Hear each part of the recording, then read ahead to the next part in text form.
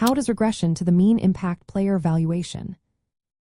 Imagine watching a baseball game where a player hits 5 home runs in one game. You might think they are unstoppable.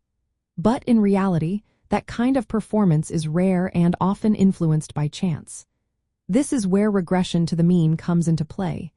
It is a statistical idea that explains how extreme performances tend to move closer to the average over time.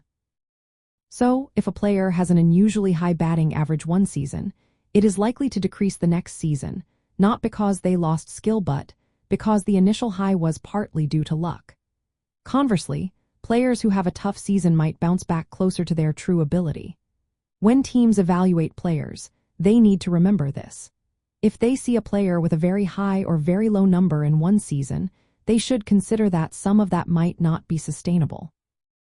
This helps avoid overpaying for a player who had a lucky streak or undervaluing someone who had a bad run. Analysts often use models that include regression to the mean to make better predictions. These models combine a player's actual stats with league averages, giving a more accurate picture of their real talent. For example, if a player hits a high number of home runs in a small sample, the model will temper expectations for the next season, predicting a decline closer to their career average. Ignoring this phenomenon can lead to mistakes. Teams might give too much credit to a hot streak or dismiss a poor season as the player's true level. By understanding regression to the mean, they can better estimate future performance and make smarter decisions about contracts, trades, and playing time. It also means that a player's true skill level is often more stable than their short-term stats suggest. So, when evaluating players, remember that extreme numbers are often temporary. They are influenced by luck and randomness. Over time, most players tend to move toward their true ability level. This concept helps teams avoid overreacting to one good or bad season.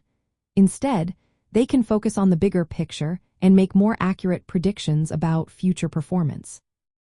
In short, regression to the mean acts as a balancing force in player valuation.